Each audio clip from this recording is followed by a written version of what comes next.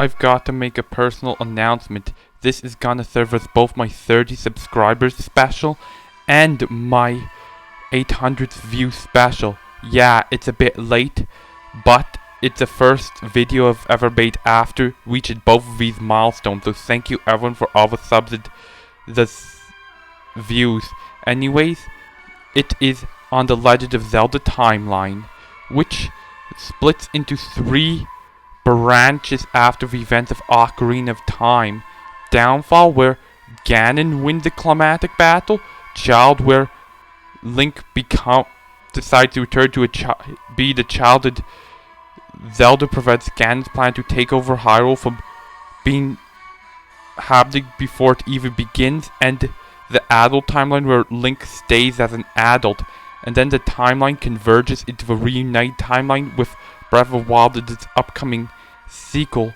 But anyways, I'm going to say that there are spoilers ahead. We do know the order of the games, but what we don't know is the time period between each game. So let's get to the bottom of this.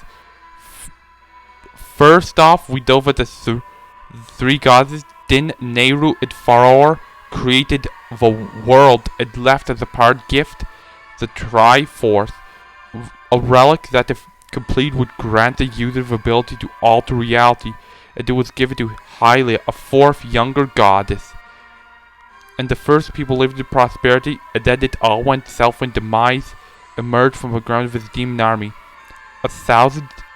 Approximately 1,000 years before Skyward Sword, Demise forces ravaged the land. All hope seemed to be lost, until Link, a warrior who was falsely imprisoned for 4 years, opposed him. Link was mortally wounded by Demise, but not before he was able to help Hylia imprison the Demon King and send the survivors into the sky to live in what would be known as Skyloft. Hylia promised to reincarnate Link and waited almost 1,000 years to reincarnate into a mortal Zelda. The story of the first Link is explained in the prequel manga to Skyward Sword. The game itself takes place both a year after the imprisonment of Demise and a millennium after. Demise's dying curse sets a plot for every future game, as well as Skyloft being returned to the surface and the fountain of Hyrule, which was almost called Groosland, but again Groose was joking when he said that, referencing his habit of naming everything of himself. Right afterwards, according to the official Zelda wiki, there's an interloper war from the backstory of Twilight Princess, which led to the interlopers being banished to the Twilight realm and being evolved into the Twilight. And the light spirits' involvement meant that either Link wasn't there during the interloper war, or the interlopers were too powerful for him. Afterwards, Hyrule Castle was built near the Temple of Time, and Hyrule became a monarchy. Then the story of a third Link happened, aka the Hero of Men, happened when in the backstory of the Minish Cap, the next game chronologically, which happened the century before a Minish Cap. Now we need to know the first time gap, how far apart Skyward Sword and Minish Cap are. We do know that enough time has passed for Skyloft to be forgotten about or reduced to obscure myths and legends, which would be about 400 to 600 years. Given the timeline between the first Link, the one from the Skyward Sword manga, to Minish Cap of 1400 to 1600 years. Now, let 4 swords occur a few generations after, which would be about 3 to 5 generations. Here's an image of a golden god. This music, Demise's boss theme, and all images are used with due respect to Nintendo and any other creators involved. I do not plan to profit off this video. The Hero of Time. The next game chronologically is Ocarina of Time, which is out of a diverging point. With the Civil War lasted a long time, but that is irrelevant. And But what we do need to know how far away from Skyward Sword Ocarina of Time is about the Zoras. The Zora are the descendants of a Parella, and the Zora King we find in Ocarina of Time is the 16th. So I've done the calculations in order to figure out that Zora's domain is at least 1745 years old, and at most 4970 years old. And the first game chronologically is with Zora's domain is also the first game the game was introduced in Ocarina of Time. So yeah, from now count the time gap, that be the total timeline by the diverging point is 2752 to 5977 years. Now next, the child timeline. The child Majora's Mask takes place like right after the end events of the past of Ocarina of Time. Now the end Twilight Princess we know that a century has passed and the hero of time, now known as Hero Shade in that game, is dead, but he has lived long enough to bear offspring. And the new dynasty in control of Zora's domain could put how much time exactly passed between Ocarina of Time and Twilight Princess, which means, and via that, the succession crisis from the King Zora's only heir becoming a sage, that means the Twilight Princess isn't 100 years after Ocarina of Time, it's 230 years after. So then the Force Swords Adventures is the end of the child timeline in the BotW trilogy. It takes place centuries after Twilight Princess, which would put the child timeline's length at 3182 to 7100 years. And those were ages. That big guy you saw in the previous image, that was King Zora. Now the adult timeline. Okay, first we need to figure out how I figured out that the Great Sea from the Wind Waker wasn't formed by sheer rain alone, as there's not enough water on Earth and presumably also Hyrule to completely flood it. So I suspect, and plus that would be overkill, so I suspect that the tectonic plate of Hyrule was sunk down. And I figured out how deep the Great Sea is, and I've estimated its deep. This as well as add some facts like if all of the ice on Earth melted, sea level would rise by 70 meters, which while it would be devastating, is far from enough to completely flood the planet, turn mountaintops into islands. And I used the gradual rate of a tectonic drift in order to figure out how far down how long it will take for the Great Sea to form. And that's at least almost 3594 years, and at most 575,000 years. Now round up to the nearest 100 in order to make up for lost time, and there's that number. Now, after Wind Waker, there's Phantom Hourglass, which takes place next year. And it ends with the find and found of New Hyrule, which is this map. And a century after that, there's Spear Tracks. So the adult timeline is by far the longest, at 6453 to 63578 years long.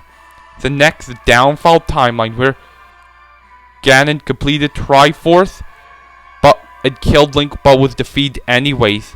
Poor guy can't catch a break. Then next we had the Imprisoning War, and the event of A Link to the Past, which probably takes place a century after Ocarina of Time. Then the next year, Link's Awakening, the next year, Oracle Seasons and Ages. I go with Link's Awakening be before the Oracle duology because, well, it prevents the idea that the hero of legend died at sea. And then once Link got home, the Triforce was split into three, with Link with courage, Zelda with wisdom, and Ganon with power. Then 64 to 150 years after Link to the Past, a link between worlds. Then a few years later, Triforce heroes. And then the Gold Era of Hyrule. The slumber of 100 years, the slump of Zelda. And a 6-year time gap between original game, which is known as the Hyrule Fantasy in Japan, and the second game, The Adventure of Link, means that there's a 6-year time gap between the first two titles, which means that The Adventure of Link takes place 3100 to 6425 years after the death of a first Link portrayed in the prequel manga. Then the timeline could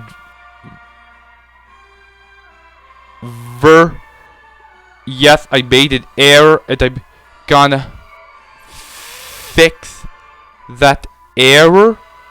The convergence.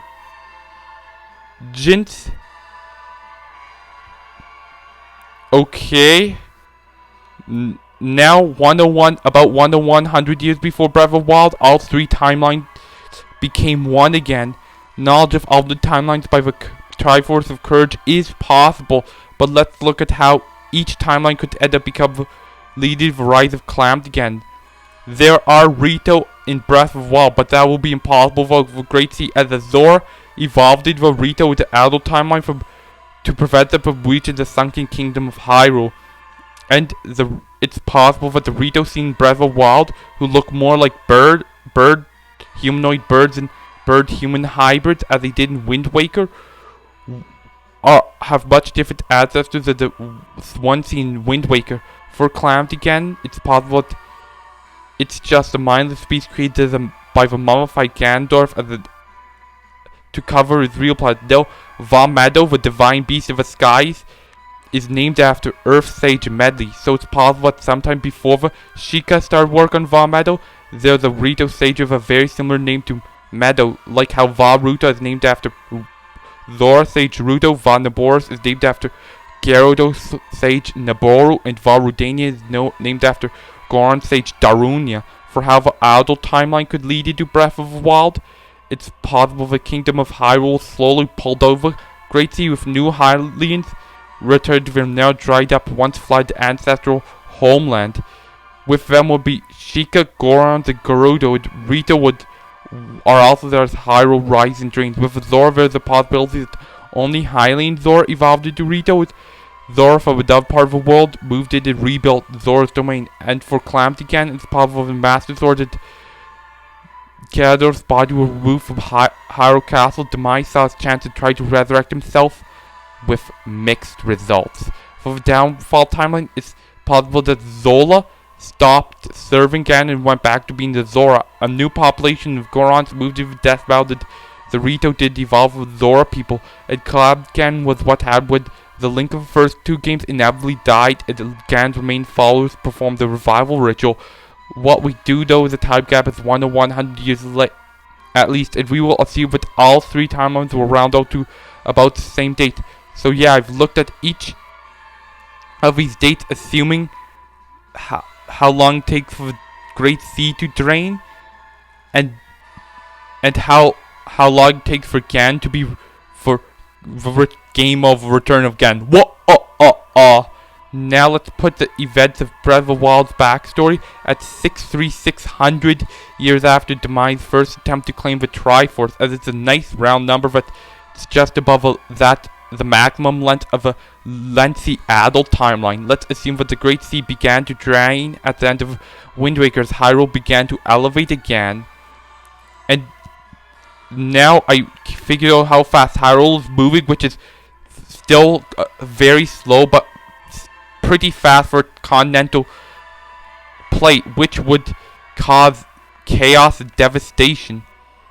And Breath of the Wild Hyrule is a coastal region with a large canyon to the north and the west, and the ocean to the south and east, which could be caused by such catastrophic activity. I figured out how the minimum energy, assuming assuming it was a perfect efficiency, but it wasn't.